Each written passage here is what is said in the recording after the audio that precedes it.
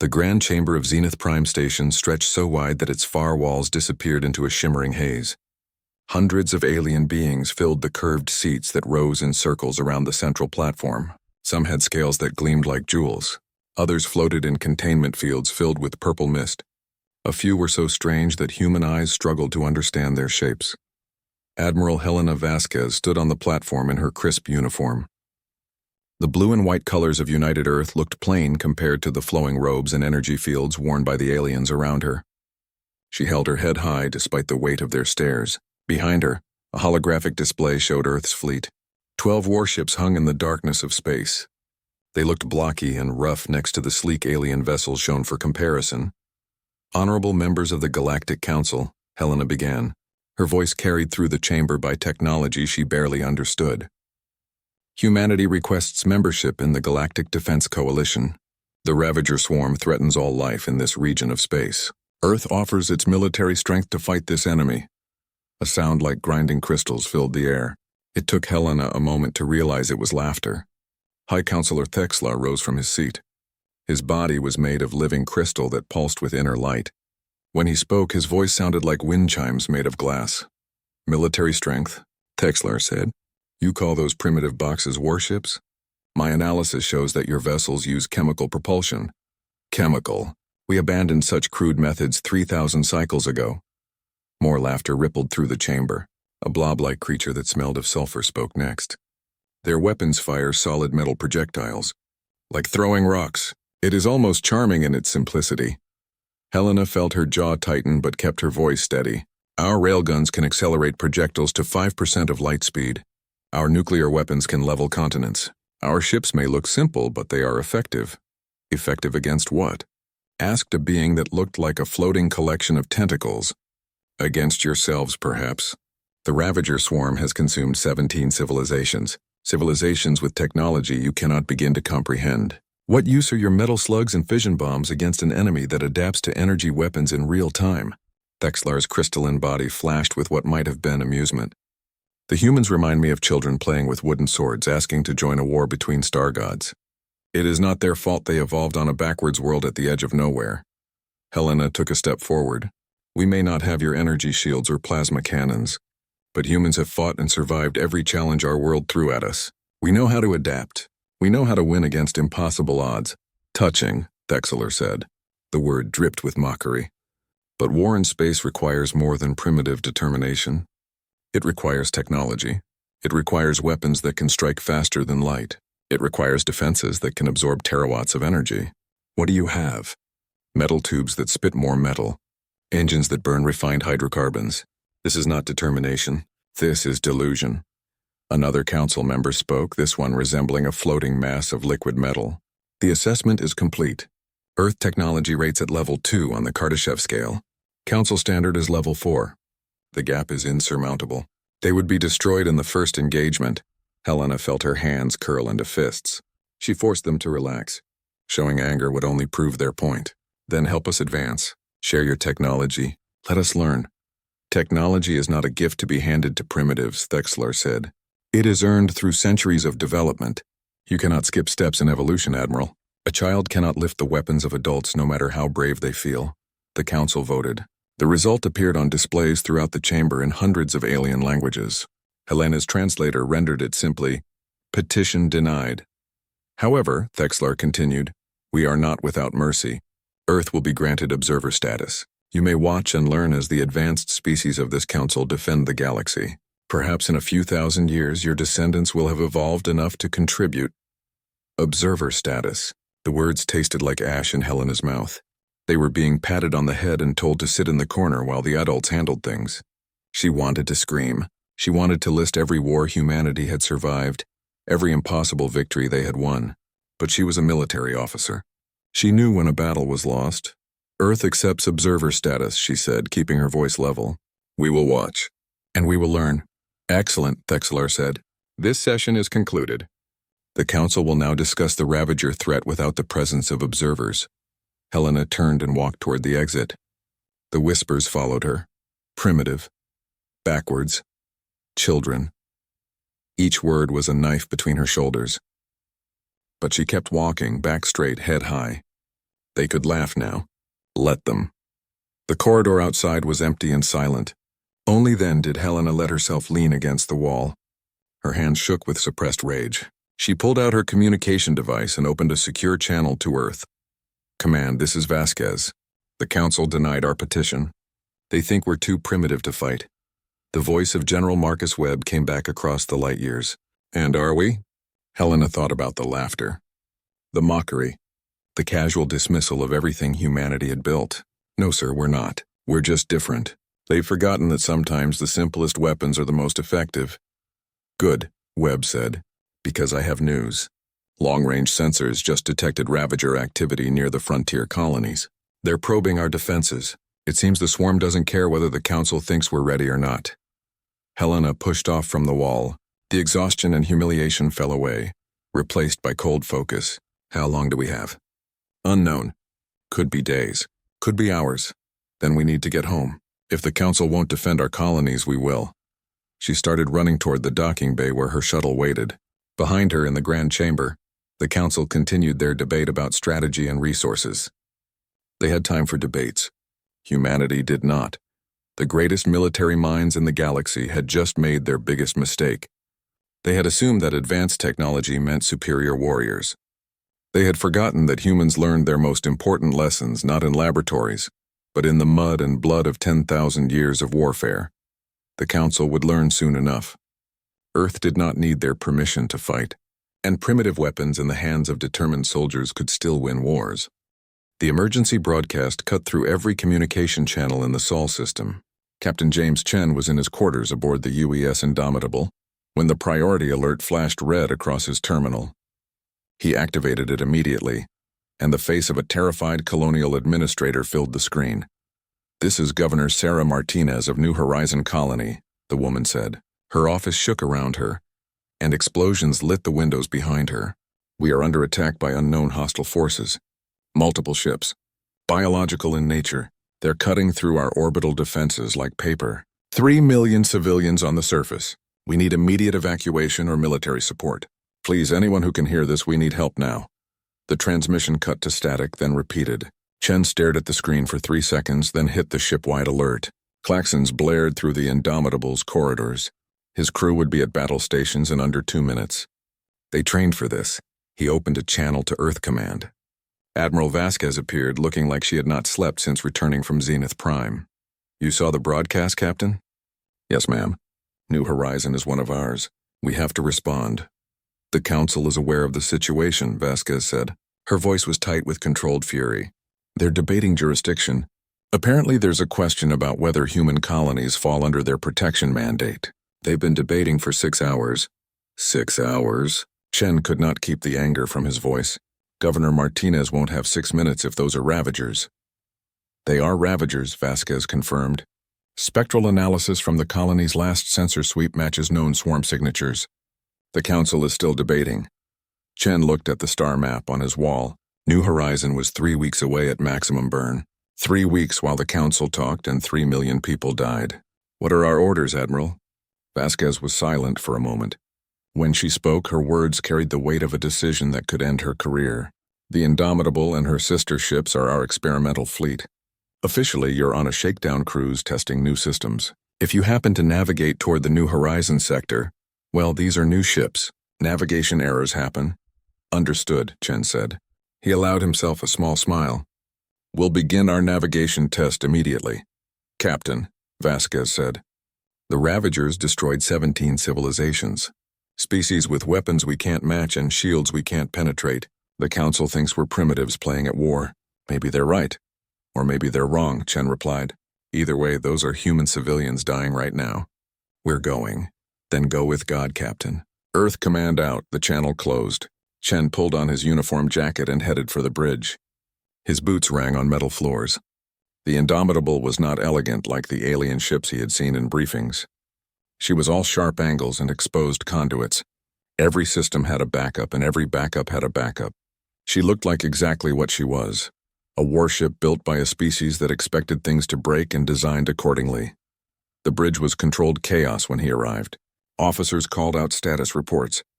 Displays showed 6 ships powering up their drives. The Indomitable and her 5 sister ships, the entire experimental fleet. Navigation, plot a course for New Horizon, Chen ordered. Maximum burn. I want us there in 2 weeks. Sir, maximum burn for 2 weeks will drain our fuel reserves by 80%, his navigator said. Then we'll coast the rest of the way on momentum if we have to. Helm execute when ready. The ship shuddered as her massive fusion drives ignited. Chen felt the acceleration press him into his command chair. The Indomitable surged forward and 5 other human warships followed. They accelerated hard, burning fuel at a rate that would horrify any accountant. But accountants were not watching children die. The journey took 14 days. 14 days of drilling crews on weapon systems they had never fired in combat. 14 days of studying everything humanity knew about the Ravagers, which was not much. The aliens had shared almost nothing useful. 14 days of watching updates from New Horizon grow more desperate and then stop entirely. Chen barely slept. When he did, he dreamed of arrival to find only corpses and ash. The Ravagers consumed everything. They broke down matter into its base components and used it to build more of themselves. A planet could be stripped to bedrock in weeks. On the 14th day, they dropped out of faster-than-light travel at the edge of the New Horizon system. The sensors immediately painted a nightmare. Contact, his tactical officer called out. Multiple bogies. 67 distinct signatures. Biological composition confirmed. They match Ravager profiles. Where's the colony? Shen demanded. Still there, sir. Still transmitting. The Ravagers are in low orbit, but the surface settlements are intact. Chen felt something unlock in his chest. They were not too late. Not yet. Battle stations. All ships form up on us. Weapons free. We're going in. The 6 human warships burned toward New Horizon at full thrust. The Ravager vessels were unlike anything Chen had seen. They looked grown rather than built, all organic curves and pulsing membranes. Some were small, barely larger than fighters. Others were massive, easily the size of Earth's old aircraft carriers. They're launching smaller craft, Tactical reported. Hundreds of them. Moving to intercept. All ships open fire at maximum range, Chen ordered. Let's see if they can adapt to a few thousand tons of tungsten. The Indomitable's railguns spoke first. Electromagnetic coils accelerated solid slugs to 5% of light speed. The slugs were simple chunks of tungsten, the hardest metal humans could easily produce. Nothing fancy, just mass times velocity equals force. The effect was immediate and catastrophic. The Ravager swarm had shields. They glowed with a sickly green light as they absorbed and redirected energy. They were designed to handle the plasma bolts and particle beams that Council species used. They had adapted to energy weapons over 17 campaigns of genocide. They were not designed for a tungsten slug moving at 15,000 kilometers per second. The first slug hit a medium-sized Ravager ship and passed completely through it. The kinetic energy transfer was so violent that the bio-ship simply exploded. Flash-frozen organic matter spinning away in chunks. The second slug hit another ship. Then a third. Then a fourth. The Ravager formation broke. They scattered like fish from a shark. But human ships did not use just railguns. Missile pods opened and spat out hundreds of warheads. Each missile was dumb compared to alien smart weapons. They did not dodge or weave. They just burned straight at their targets and detonated. Nuclear fire bloomed in the darkness. The Ravagers tried to adapt, forming their shields into focused barriers. But the missiles kept coming, and each explosion washed across multiple targets. Some of the biological ships began to change, their shields shifting frequency, trying to find a defense. They're adapting. Tactical called. Shield modulation detected. Then we'll give them something they can't adapt to, Chen said. All ships close to knife-fighting range. Prepare boarding parties. His crew stared at him. Sir, his executive officer said carefully. Boarding parties? The Council fights at a distance with clean energy weapons, Chen said. We're going to fight like humans. Get us alongside those bioships. Let's introduce them to explosives and sharp objects. The Indomitable surged forward into the chaos. The battle for New Horizon had begun, and the Ravagers were about to learn why primitive tactics had kept humans alive for 200,000 years. The Indomitable shook as another Ravager plasma bolt splashed across her forward armor. The shields were down to 30%. Warning lights bathed the bridge in red. Captain Chen gripped his command chair as the ship rolled, bringing her broadside railguns to bear. Fire, he said simply. 6 railguns fired as one. The tungsten slugs crossed the distance in a heartbeat. and tore through 3 Ravager bioships. The alien vessels simply came apart, unable to handle the kinetic impact. Their shields flickered uselessly, designed for energy weapons, useless against solid metal moving at relativistic speeds. "Sir, we're getting reports from the other ships," Communications Officer Lieutenant Park said. "The Washington reports their shields are gone. They're taking damage to hull armor. The Moscow has lost main power and is drifting. The Beijing is requesting permission to ram." Chen looked at his tactical display.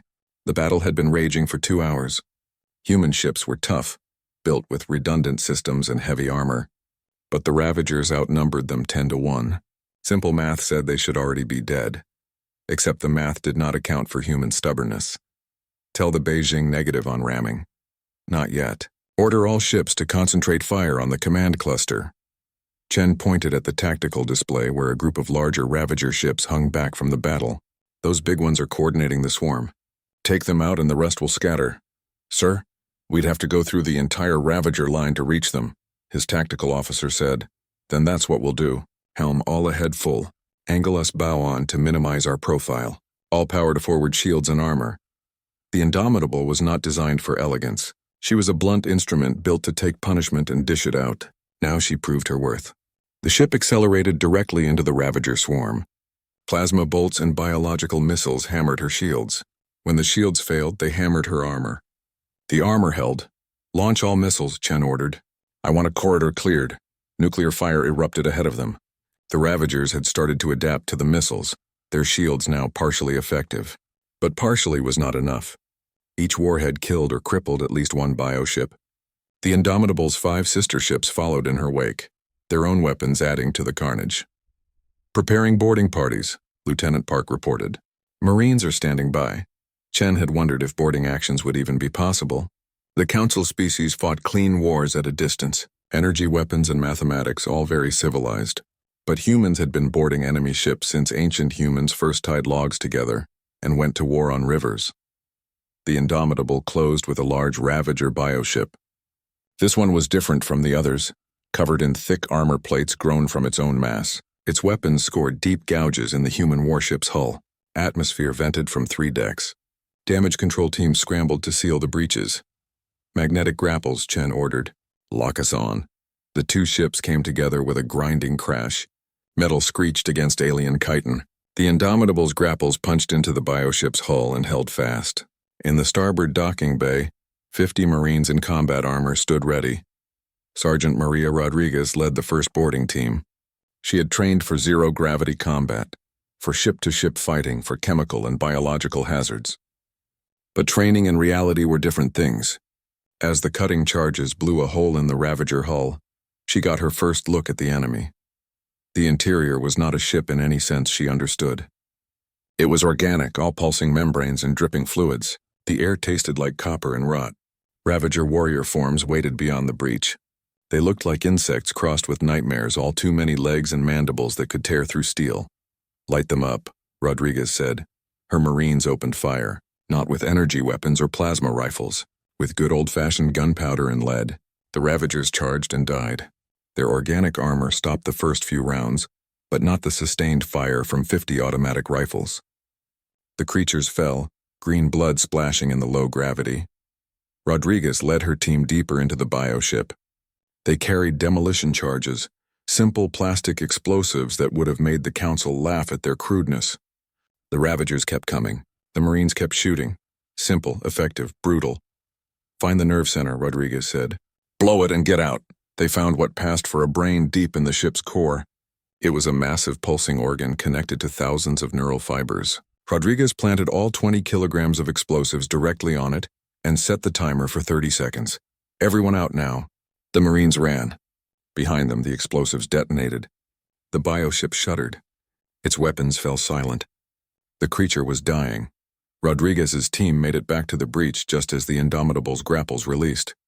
The human warship pulled away from the dying Ravager vessel. 4 other teams reported similar success. 5 Ravager ships dead from the inside out.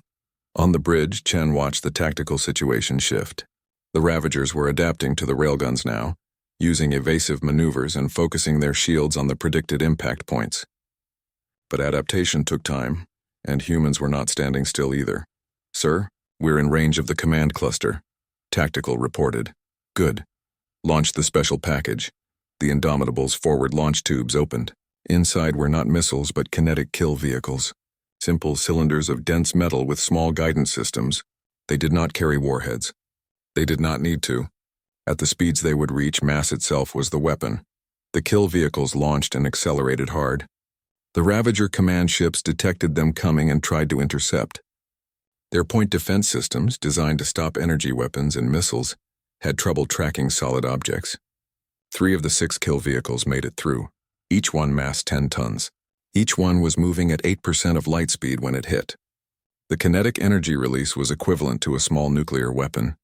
The first Ravager command ship exploded. The second broke apart.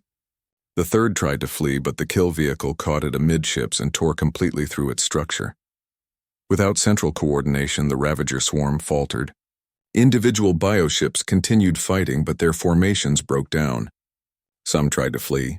Others continued attacking, but without coordination or strategy. All ships press the attack, Chen ordered.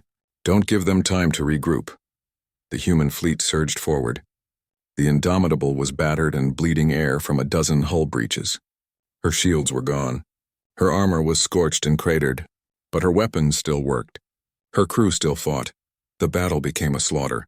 Railgun slugs tore through Ravager hulls. Nuclear missiles eliminated clusters of smaller craft. Boarding parties killed bioships from within. The tactics were simple, brutal, and effective. 4 hours after the battle began, the last Ravager ship fled into faster-than-light travel. The orbital space around New Horizon was filled with debris. Frozen bodies and twisted metal drifted in the silence. Of the 67 Ravager ships that had attacked the colony, 53 were destroyed. The rest had fled.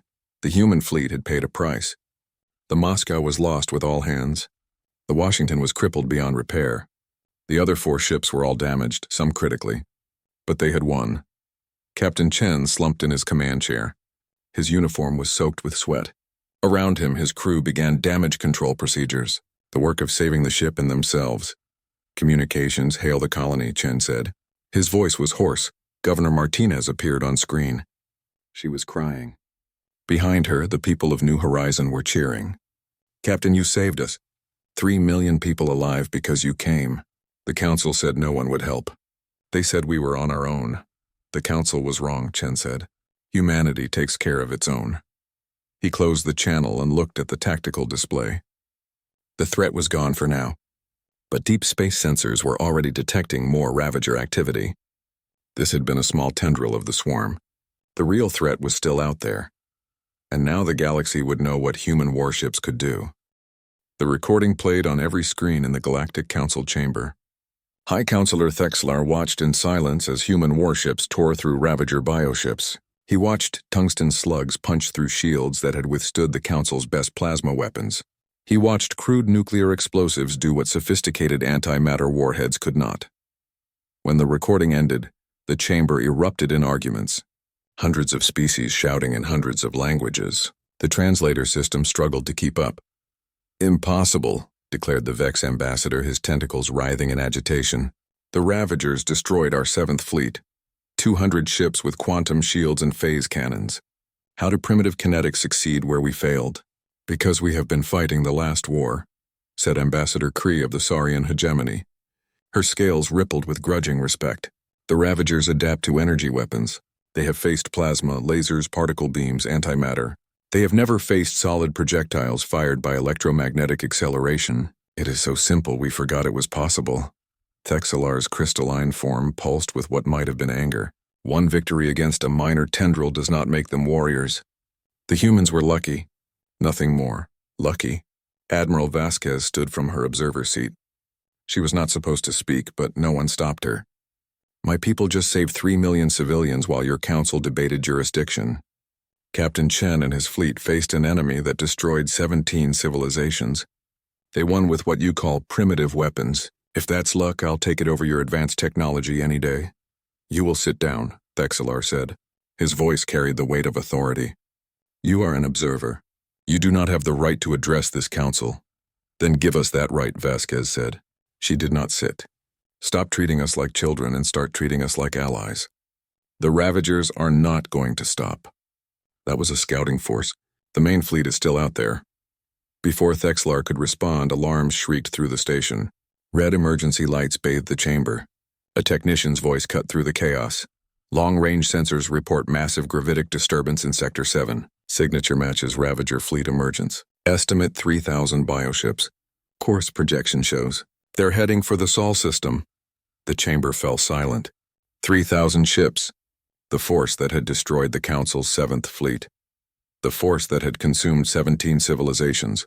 And they were going to Earth. Vasquez felt ice water in her veins. Earth had 12 warships total. 6 were with Captain Chen at New Horizon, damaged and far from home. The other 6 were in the Sol system doing patrol duty. 6 ships against 3,000. The Council must respond, demanded the Vex ambassador. We cannot allow the Ravagers to gain another foothold. The Council will debate our response, Thexler said. We must consider resources, strategic value, potential outcomes. While you debate, my people die, Vasquez said. Her voice was cold as vacuum. We have 28 days before the Ravagers reach Earth. I'm going home. You can keep your debates and your advanced technology. Humanity will fight with what we have. She turned and walked out. Behind her, the Council erupted in argument again. Some called for aid to Earth. Others argued it was a waste of resources. A few suggested this was an opportunity to observe Ravager tactics against human defenders. Let the primitives fight and learn from their defeat. Vasquez did not care what they decided. She ran to the docking bay where her shuttle waited.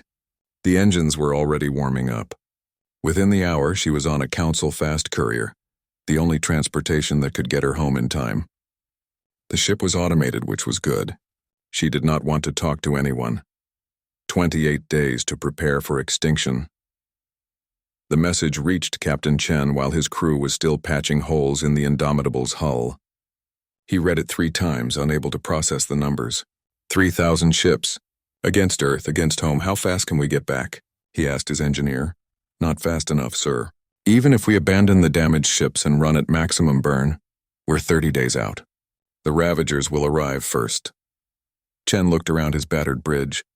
His crew looked back, waiting for orders. Waiting for him to tell them what impossible thing they would do next. Then we'll arrive late and we'll hit them from behind, he said. Prep the fleet for maximum burn. Strip everything non-essential. We're going home. On Earth, the planetary defense grid went to full alert. Every military base activated. Reserves were called up. But everyone knew the truth. Earth did not have enough ships to fight 3,000 Ravagers. They did not have enough missiles, enough railgun slugs, enough Marines.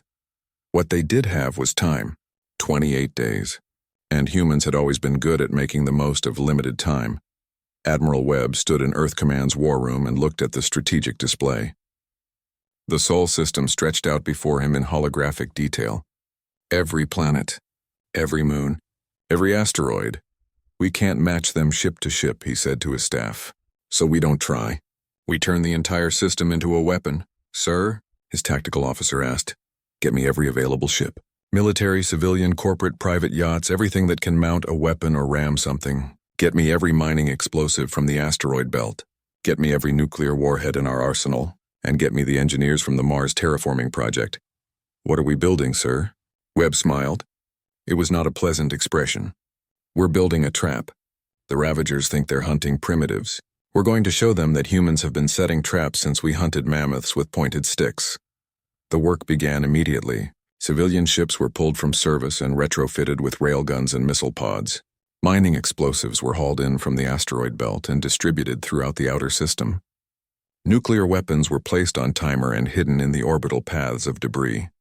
The engineers from Mars brought something special. They had been working on mass drivers to launch ore into orbit. Heavy-duty electromagnetic cannons designed to throw tons of rock into space. Now they were being repurposed as weapons. The asteroid series was being converted into a fortress, 50 mass drivers being installed across its surface. Enough firepower to throw mountains at the enemy. The entire human species mobilized for war. Factories ran 24 hours a day building weapons.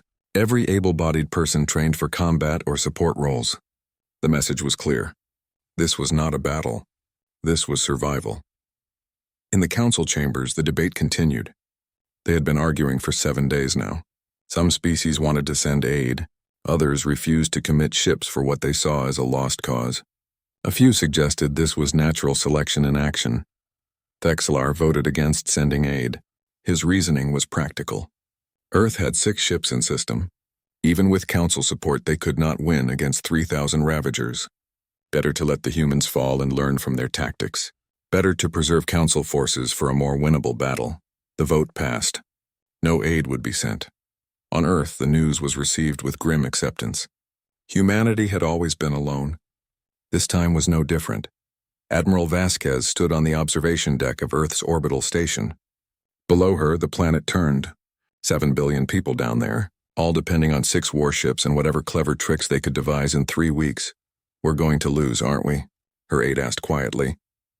Vasquez thought about Captain Chen fighting impossible odds at New Horizon. She thought about humans surviving ice ages and plagues and wars. She thought about every time someone told humanity they could not do something. Maybe, she said, but we're going to make them bleed for it. And if we're going down, we're taking as many of those monsters with us as we can. In deep space, the Ravager main fleet continued its journey toward Earth. 3,000 bioships. An unstoppable force that had never known defeat. They had adapted to energy weapons. They had consumed advanced civilizations, but they had never fought humans on their home ground. They had never faced an enemy that treated warfare as a science refined over millennia of constant conflict. They were about to learn that advanced technology was not everything. Sometimes the primitive species had lessons to teach. The Ravager fleet dropped out of faster-than-light travel at the edge of the Sol system. 3,000 bioships materialized in the darkness, their organic hulls pulsing with anticipation. They had consumed 17 civilizations. Earth would be the 18th. On the bridge of the orbital defense station above Earth, Admiral Vasquez watched the sensor displays light up with hostile contacts.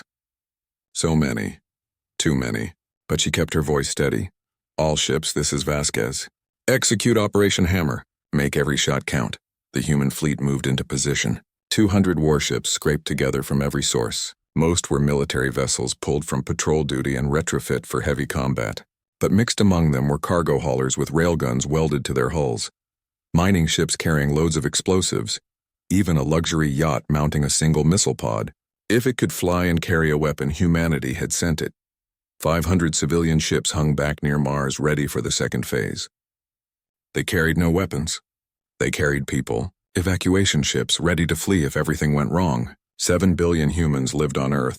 The ships could carry maybe 10 million. It was not enough. But it was something.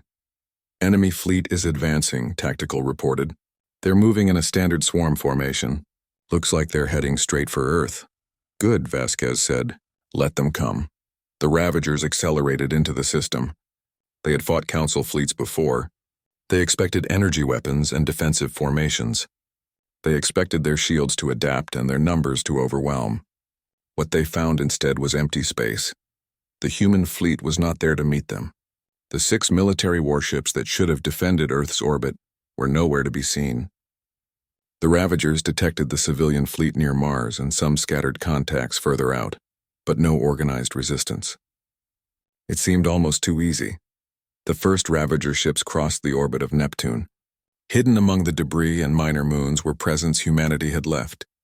Nuclear mines, thousands of them. Simple weapons, just fission warheads with proximity sensors. When the Ravagers came within range, they detonated. Nuclear fire bloomed across hundreds of thousands of kilometers. The Ravagers lost 200 ships in the first 30 seconds. The rest adapted quickly, their shields modulating to better handle the thermal and radiation effects.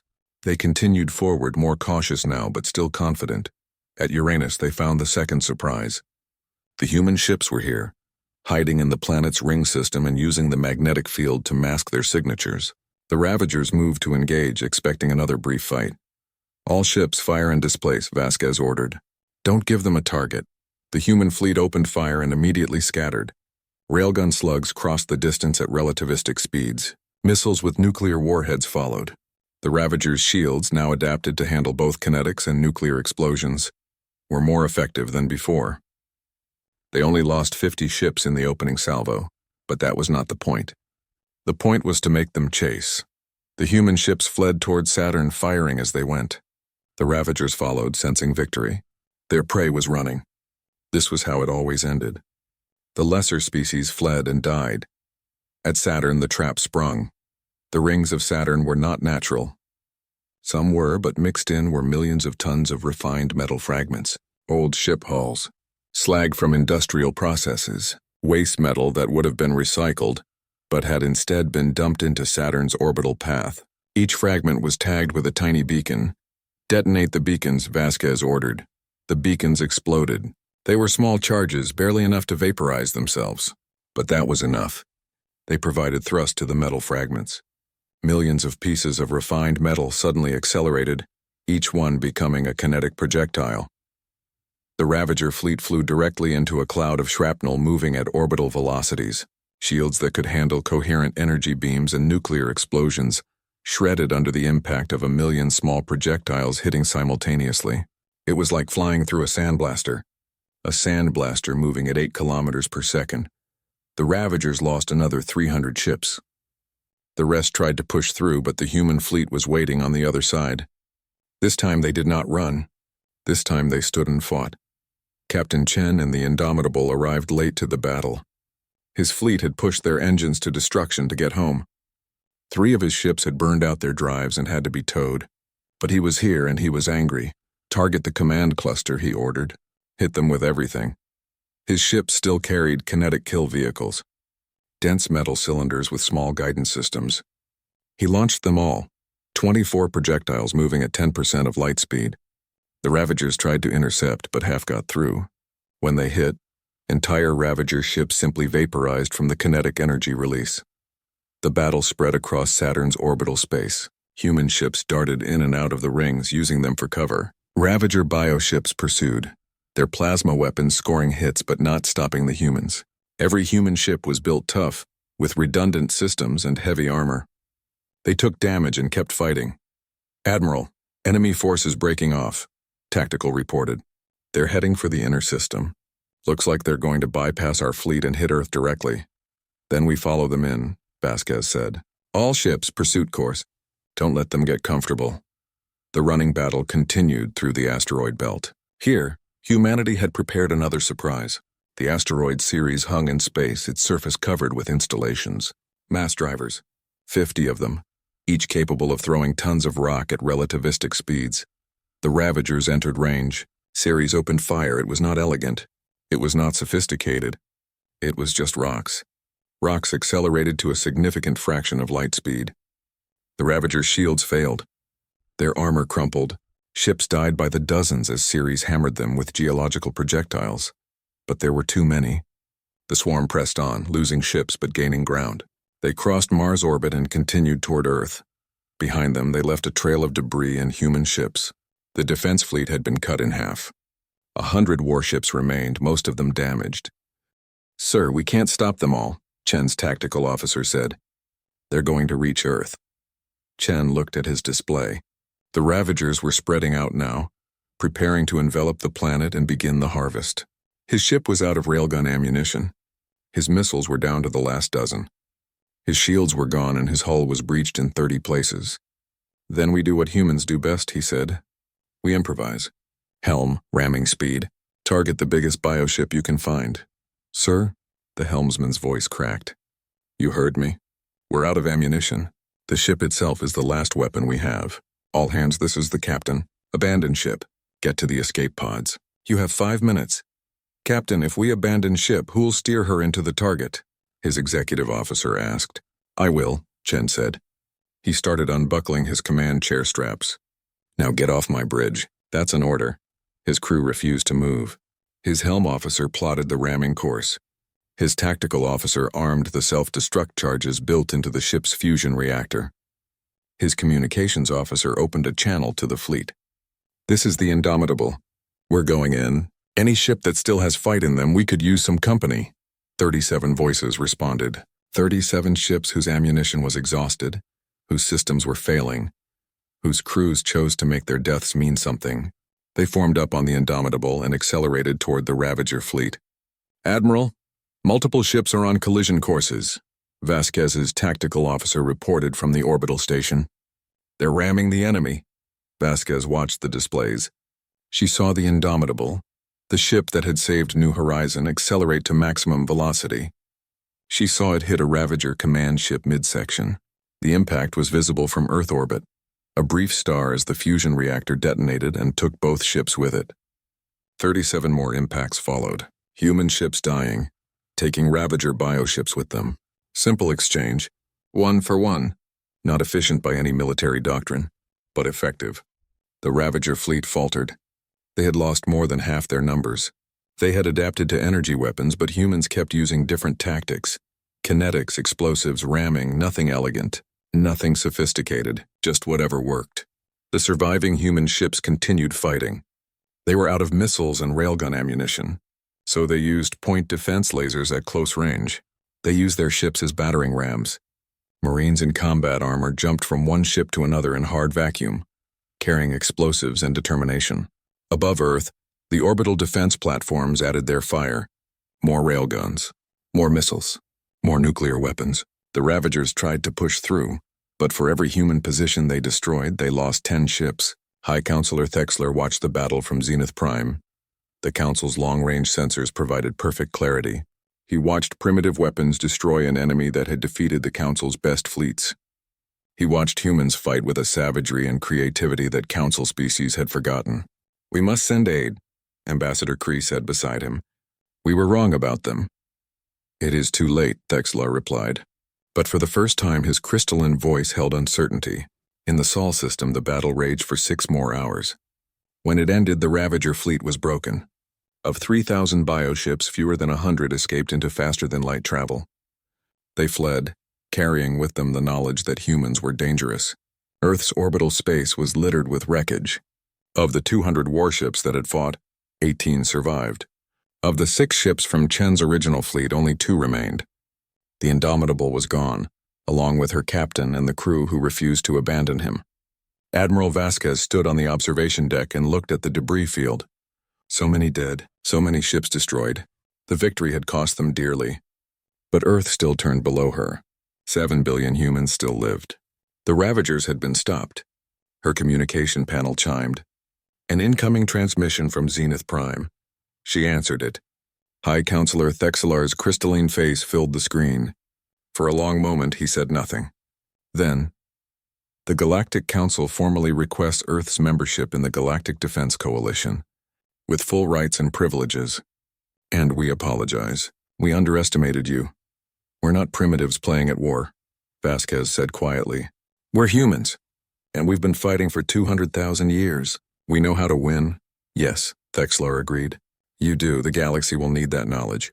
There are threats beyond the Ravagers. Will you stand with us? Vasquez looked at the wreckage, thought about Captain Chen and the thousands of others who died defending Earth, thought about what they had proven today.